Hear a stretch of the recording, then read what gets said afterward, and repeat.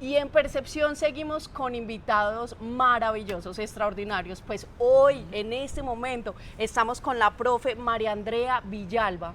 Ella es profe, entonces, en educación maravilloso, pero también es emprendedora porque creó una marca hermosa que se llama El Parche Ilustrado. Pero, profe, ¿quién mejor que nos cuente que la misma profe de qué se trata el Parche Ilustrado? ¿Qué más, profe? Bueno. ¿Cómo estás? Invitemos a Carlos, que también es otro profe y que Hola, también va a estar con Carlos. nosotros acá ¿Cómo está? en Percepción. Un gusto, qué alegría tenerte aquí. Ay, muchas gracias. Maravilloso. Bueno, contanos pues, esa marca tan maravillosa, esa creación tuya, esa apertura, bueno, contanos un poquito. Bueno, el parche ilustrado nace del amor que le tengo a las palabras, pero también como una forma de conjugar todas las que soy.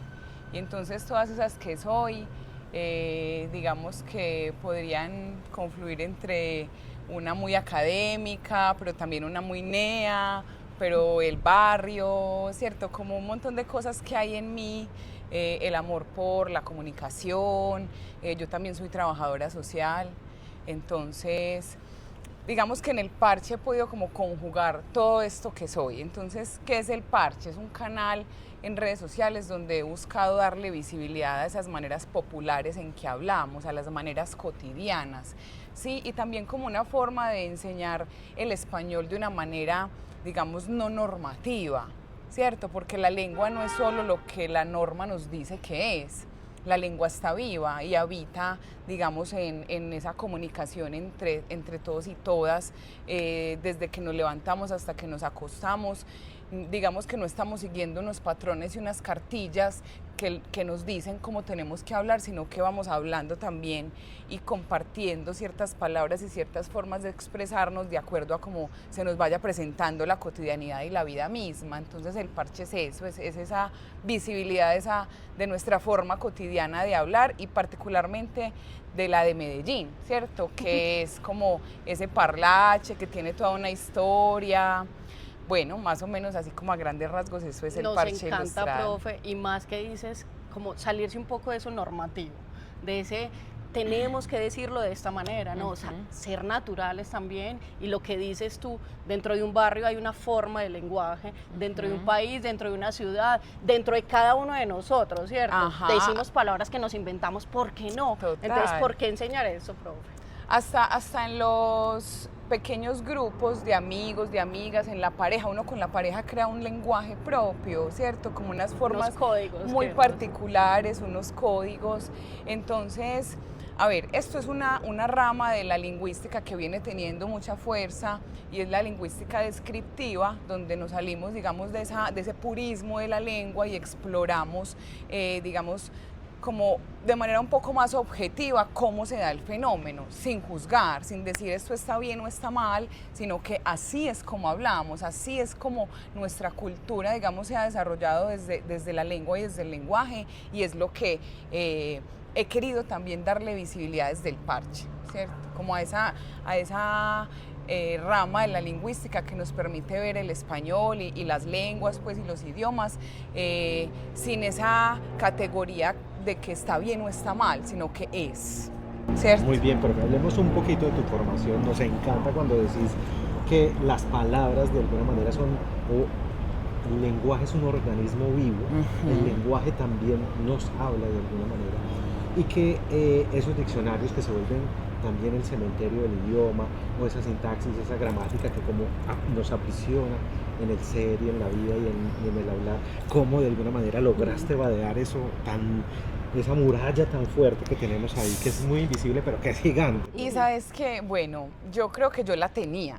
O sea, yo era de las que, mejor dicho, me temblaba el ojo cada que escuchaba una aiga o una cosa así, pues como salida de esa norma, ¿cierto? Porque yo soy comunicadora social, periodista, soy trabajadora social, me he movido en la academia, pues, y me ha encantado, pero como les decía ahorita, entonces también me he movido en el barrio, en estas otras formas cotidianas, pues obviamente, ¿cierto? Uno nace ahí como en el nicho donde están, pues, como efervesciendo estas formas de comunicación. Estaba como, yo era también así, ¿cierto? Como muy ligada a esa norma, a esas formas de hablar, digamos, correctas, pero en esta búsqueda, digamos, de este amor por las palabras, también desde la escritura, también desde el periodismo mismo, porque escuchar las voces, digamos, de la gente y ponerlas en un texto o en un, digamos, producto periodístico, también es ir a ese lenguaje que no está en el diccionario, que no está normatizado. Entonces fue también como explorar qué se estaba diciendo de esto. Me encontré también como con muchas vertientes académicas, por eso llegué a lo de la lingüística descriptiva, particularmente, digamos, en la ciudad la profesora Luz Estela Castañeda, que es la creadora del diccionario de Parlache, digamos que ha como posicionado el estudio, un estudio sociolingüístico, digamos, más profundo de cómo hablamos en esta región. Entonces es eso, desde la academia también acercarme a qué se está diciendo teóricamente frente a eso que yo he querido explorar como desde lo empírico, pero que finalmente tiene una base teórica, ¿cierto? No me lo estoy inventando. Nos encanta, profe. Y cuéntanos más, pues a todos los televidentes, qué sería esa lingüística descriptiva en cada una de las palabras y cómo las abordas, en este caso en tus redes sociales, porque estás allí contando palabra a palabra de manera con una lingüística descriptiva. Y con un éxito total, porque la hemos Total. visto en el colombiano, el algoritmo la ama, la muestra. Ha tenido y- muy buena sí. aceptación por todos. A ver, Como una explicación también coloquial, tranquila, natural, de esa lingüística descriptiva. a ver, es que entonces está, digamos, una lingüística que es la que desde la norma nos dice esto es lo correcto o esto no se debe decir así, o ¿cierto? Entonces, la lingüística descriptiva, ¿qué hace? Digamos que tiene una fundamentación más científica, porque es la observación del fenómeno de la lengua y de la lengua como un ente vivo, ¿cierto? Lo mismo que la cultura. Mira, el español de hoy no es el español del Quijote, pues no es el español de Cervantes. No tal cual. Claro. ¿Cierto? Y no es que esté bien o esté mal, sino que como la lengua está viva, se transforma. Entonces, el español de hace 100 años no es el español de hoy, el español de hace 5 siglos no es el español de hoy. Entonces, digamos que cómo se refleja esa lingüística descriptiva en el parche ilustrado. Entonces es poner en evidencia cómo utilizamos nosotros las palabras y cómo hemos creado también una manera particular de comunicarnos, porque además el parlache tiene un asunto muy bonito y es la generación de nuevas palabras. Desde fenómenos como el besre, que viene del lunfardo en Argentina, que es invertir el Las orden de palabras. las sílabas, ¿cierto? Ese tolis, o la nahue, o la yeca, o ipaltrosen, nos viene del lunfardo argentino, además que nos viene con el tango. Entonces, es un solo ejemplo de cómo se nutre también en nuestro léxico cotidiano una invención. O sea, esto del lenguaje también es un juego creativo, que inicialmente, digamos, el objetivo era complejo, ¿cierto? Porque digamos que se creó en el nicho de unos fenómenos sociales difíciles y dolorosos, ¿cierto? El narcotráfico, el fenómeno del sicariato, ¿cierto? Donde los y las jóvenes tenían, digamos, que crear unos códigos para no ser pillados, ¿sí? Pero eso sale de ese contexto, eso atraviesa las fronteras de la ciudad, de las clases sociales, y el lenguaje se abre su camino, ¿cierto? La lengua se abre su camino, Fluye. y la gente empieza a nombrar ciertas palabras, o por ejemplo el parce, ¿cierto? El parce se generaliza más allá del estereotipo del man de la esquina. Tal cual. Entonces es eso, es mostrar, quizás yo no me he centrado mucho como en hablarlo desde una base teórica, decir, es que esto es lingüística descriptiva, sino que se va mostrando desde lo cotidiano, eso, para ir naturalizando que las maneras en que nos comunicamos no tienen que estar como encasilladas ni encerradas necesariamente en una norma. Es importante, sí, porque yo pienso que para, digamos, fluir entre ese lenguaje formal e informal hay que conocer el idioma, ¿cierto? Hay que estudiarlo, hay que mínimamente acercarse a saber desde mi percepción entonces qué está bien o qué está mal o desde la norma misma. Y yo también decido, también me puedo mover en ciertos contextos, de decir, bueno, yo con mis panas me expreso de esta manera, pero si estoy en un contexto más formal, también, digamos, puedo utilizar ciertas expresiones, pero también medir ciertas cosas que digo. Y uno lo puede hacer, pues Ajá. de hecho uno lo hace, como que estoy con mis amigos y me relajo completamente, o estoy en un contexto más académico, uso tales y tales palabras. Por ejemplo, en este programa somos escuetos, tranquilos, naturales, y lo hacemos de esa manera, que fluyan las palabras también, ¿cierto? Bueno, pero contanos cómo fue ese ejercicio, cómo fue configurando también unas comunidades de habla en torno a esas explicaciones o a esa pedagogía o a esa mediación en torno a eso que vas explicando de una manera interesante, que engancha de una. O sea, ¿cómo iniciaste y cómo se fue ampliando y creciendo este ejercicio? El parche ilustrado. A ver, ¿Fue una casualidad? no, ¿O yo fue creo algo que premeditado? hubo algo que me llevó, o sea, hubo una idea inicial.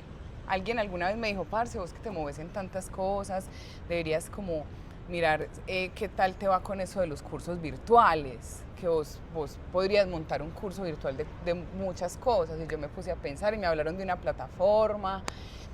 Y yo podría ser. Y yo me he movido pues como en el área del lenguaje y también de la enseñanza de la competencia lectora. Y dije, ¿por qué no un curso de competencia lectora? Y empecé a pensar en cómo hacerme visible, pues. O sea, ¿cómo me van a comprar un curso si la gente no me conoce? Normalmente uno se empelicula o se engancha con algo de redes, es porque uno conoce esa persona o ese contenido o esa página y uno dice, bueno, bacano. Confío en esa marca, Confío, confío en esa eso. persona. Entonces yo dije, bueno, necesito generar eso. Y empecé a pensar cómo podría ser, qué podría ser. Y surgió esto de poder conjugar un montón de cosas que soy, que me gustan y que me apasionan. Y recordé una anécdota, y esta anécdota siempre la cuento porque creo que no alcancé a dimensionar en su momento qué tan importante iba a ser, pero alguna vez una amiga me dice, es que hablar con vos es muy charro. Porque vos sos así como súper académica, o sea, palabras que tengo que ir a buscar en el diccionario para saber qué fue lo que dijiste, y de pronto, ¡tin!, una neada. Entonces me dijo, es que eso es como una nea ilustrada. Y yo, me identifiqué, sí, eso me resonó. Y yo dije, sí, soy como una nea ilustrada. Es que las marcas y esos nombres salen así naturalmente. Y aquí tenemos una NEA ilustrada. Entonces sí, pensando digamos en el nombre, en cómo iba a ser, en la personalidad también del proyecto, pues entonces dije el parche ilustrado, porque un parche es como una reunión o un lugar o una cosa pues como que implica lo plural. Y creo que lo quise hacer de esa manera pensando en la pluralidad que me habita. Sí, y en todo lo que podría poner ahí, pues como en las redes y que lo vengo haciendo. Entonces llegó inicialmente el video de la palabra sornero, después de aproximadamente 4 meses pensando en cómo iba a ser el escenario, cómo iba a ser el formato que quería ver ahí, que también fuera original, ¿cierto? Sin seguir tendencias y nada de esas cosas, porque creo que eso puede contaminar mucho como la originalidad, y ha sido ese punto en particular como una cosa a mi favor enorme, ¿cierto? El hecho de no haberme dejado llevar por tendencias, creo que fue un punto pues genial que me facilitó como que la gente también se conectara porque estaba viendo algo diferente a lo que todo el mundo está poniendo en redes. Claro que sí. Entonces, bueno, la preparación, entonces un día fui al centro y compré unos foquitos y otro día imprimí las imágenes que quería que estuvieran ahí abajo del tablero, que me identifican, ¿cierto? Si alguna vez se detienen a ver esas imágenes, está Laura Restrepo, que es mi escritora favorita, está Serrat, que es de mis cantantes favoritos, está Freud, porque amo el psicoanálisis, o sea, hay como un montón de cosas que soy yo, pequeños elementos que a lo mejor no todo el mundo observa, pero que pongo ahí como en En diferentes identidades que te constituyen ahí en tu Eso, programa. eso, también como dando cuenta del parche. Entonces, bueno, yendo como a ese primer video, para mí fue increíble la recepción, sobre todo en TikTok. O sea, eso estalló. Además hubo un conflicto regionalista porque la palabra fue sornero y es una palabra también muy del léxico caleño. Entonces empezaron los caleños a escribir, los paisas lo quieren todo para ellos. Otra Y vez la los, vulgaridad paisa. y los de aquí, entonces, no, que cómo así, que nosotros decimos hornero desde Esa yo no sé palabra me pertenece. cuándo. Ajá. Sí, entonces yo respondía como, no, las palabras no son de nadie, amor y De paz, todos. pues, Ajá. pero eso generó también como que el algoritmo disparara ahí el video y no sé, yo creo que en el primer día ya tenía 1000 reacciones y un montón de seguidores y ya me empezaban a escribir, ¿y usted por qué solo tiene un video? Pues entonces fue muy sorprendente y ahí seguí, o sea, cada semana un video con la constancia que a mí me dio. Pues porque entonces no, entonces hay que hacer videos todos los días o hay que hacer 1000 historias, ¿cierto? Eso es como lo que te van recomendando esta gente en redes, pues como que de marketing y eso. Y no, yo creo que yo también busqué mi propio ritmo, el ritmo que se acomodara a mí, a mis tiempos, a la cantidad de cosas que hago en el día a día. Entonces, cada semana iba saliendo ese video. Entonces, cada vez como más comentarios, más cosas, iba creciendo, yo creo que a nivel exponencial, pues porque yo no me lo esperaba. Y creo que el video que me sirvió como de catapulta fue el video de la palabra chimba, que es una palabra muy versátil. O sea, Yo iba a hacer tiene esa pregunta, ¿cuál ha sido la palabra más taquillera? esa, la palabra chimba. Bueno, la sobrepasó hace poco el video de la expresión hijueputa, que en TikTok pues también se disparó. Entonces, en Instagram empecé a crecer ya también exponencialmente con ese video, porque digamos que el éxito inicial fue en TikTok. Y ahí eso no paraba, o sea, yo tuve que silenciar las notificaciones de mi teléfono porque me iba a enloquecer. Y bueno, entonces como en esa exploración también de las diferentes palabras, escuchando a la gente, porque me empezaban a escribir, veas esta palabra. De hecho, al principio me parecía hasta un poco molesto, porque entonces yo empezaba a recibir sugerencias, entonces empezaba a pensar, a consultar, y listo, ya está el video de Piro, que tanto me lo han pedido, entonces lo tiro, y entonces no ha terminado de salir, pues no he visto qué tanto ha fluido, qué tan buena percepción ha tenido cuando ya tengo un mensaje que dice, bueno, entonces ahora haz esto, y yo, ¿qué hay? Pues, como así, pues, Disfruta el que ya puse un pues, momentico. entonces, muy charro, pues me sentía como toda rara. Entonces también en un momento dije, no, o sea, yo voy a seguir, recibo propio sugerencias, ritmo. pero también voy haciendo las cosas a mi ritmo. Entonces, bueno, digamos que ese video, volviendo al video de la palabra chimba, pasé de tener como 2000 seguidores en Instagram a 10.000 con solo ese video. O sea, en 2 semanas aproximadamente. Y ahí empezó a crecer porque fue un boom, pues, y hay videos, hay reels que son muy exitosos. Y como las primeras palabras fueron las más usadas, entonces eso era catapulta tras catapulta. Entonces, digamos que en 6 meses más o menos ya tenía 50.000 seguidores. Qué maravilla, vea, una palabra. Profe, un mensaje para todos, estudiantes, maestros, ciudadanía en general, para el uso de las palabras, para el uso de ese idioma, de ese lenguaje, que hay veces, como decimos, es tan rígido, pero que también podemos soltar y fluir y hablar y ser genuinos dentro de nuestra vida, dentro de nuestras relaciones, pero también en una ciudad, también en los diferentes contextos, en ese idioma vivo, en ese lenguaje, en esas palabras vivas que somos. Bueno, yo creo que lo primero es eso, que tener como esa conciencia de que la lengua está viva, ¿sí? De que esto que se constituye en la manera de comunicarnos no tiene por qué estar encasillado ni categorizado como bien o mal, se habla. Y de hecho, la invitación podría ser más incluso a la educación en sí misma, ¿cierto? Porque la enseñanza, a usted en ciencias no le dicen si la célula está bien o está mal, Tal le cual. enseñan cómo es la célula, ¿cierto? Usted en matemáticas no le dicen si el trinomio cuadrado perfecto está bien o está mal, Ujú. le dicen es. Tal ¿Cierto? Pero en español, si nos dicen, usted tiene que hablar así o no, o esto está bien o esto está mal. Creo que deberíamos empezar a ver la lengua, el lenguaje, la enseñanza de los idiomas y del idioma de manera contextual y cultural, ¿cierto? Analizando cómo se da el fenómeno de la lengua, cómo hablamos. ¿Sí? No el deber ser, porque eso ya es un asunto moral, lo que está atravesando la enseñanza de nuestros idiomas, pues.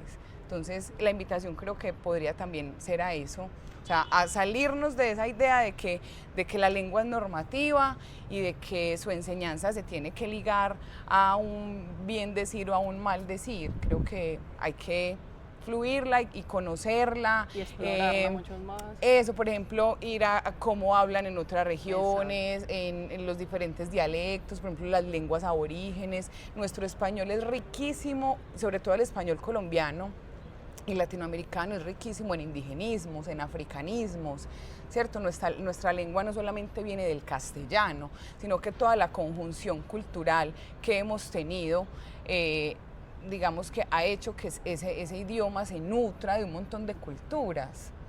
Entonces, eso, la lengua como organismo vivo. Bueno, queremos hablar muchísimo más con nuestra querida profe. Y yo que me siento en la palabra. De Laura Sola, Restrepo, sí. del señor Freud, de las pulsiones, de cómo... Pero, profe, algo que le queremos preguntar y es ese proyecto, hacia dónde se dirige o en qué está pensando en este momento, quizá en una novela, en ese parlace que no existe, no sé, en qué apertura creativa. A ver, vamos a aprovechar pues aquí para contarle a la gente chismecitos. Por favor, me encantan los chismecitos. Todo esto me ha llevado a apasionarme mucho por lo audiovisual y ahorita en febrero voy a empezar en el ITM el pregrado en cine.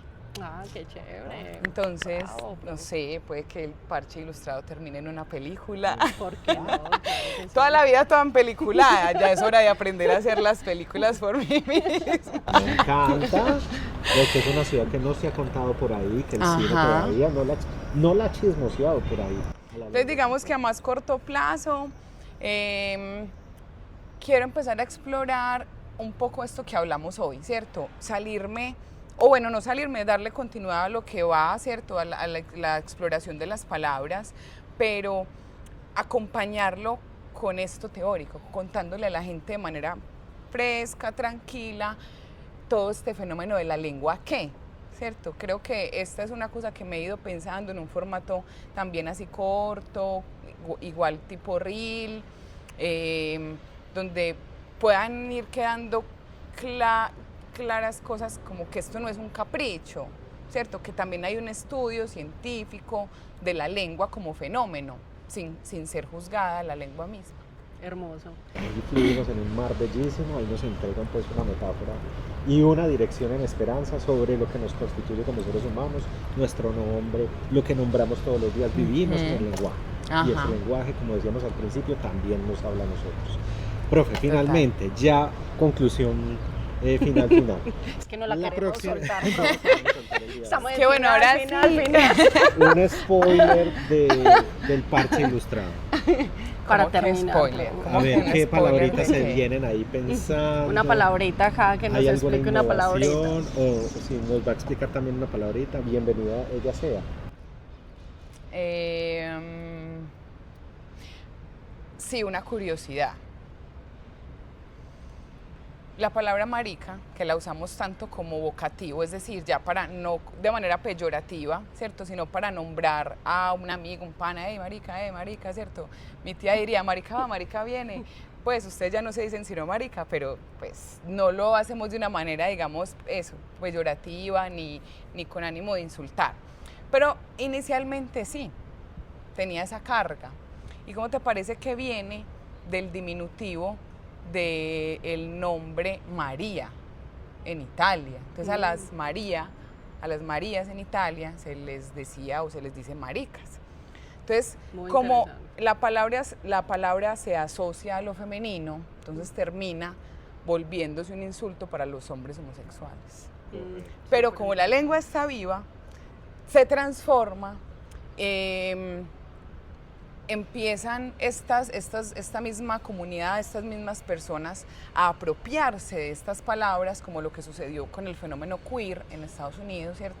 Que esta palabra era usada para insultar, entonces, usted me va a insultar con lo que yo soy, entonces venga, yo me lo pongo encima, entonces sí, soy marica, y marica va, marica viene, y terminó siendo una palabra que nombra, pues, como la confianza, la amistad, la cercanía, ¿cierto? Que yo tengo tanta confianza que te puedo decir, ay, marica, bien, ¿o qué? Pues sin que eso suene a un insulto. Tal cual, maravilloso. Bueno, como esta lengua es viva, seguimos conversando acá en Percepción y le agradecemos a la profe que nos haya aceptado esta invitación. Muchas Profe, muchísimas gracias. gracias. Gracias. Tendremos Percepción. muchos más Claro que invitados. sí. Abrazos, feliz tarde, chao.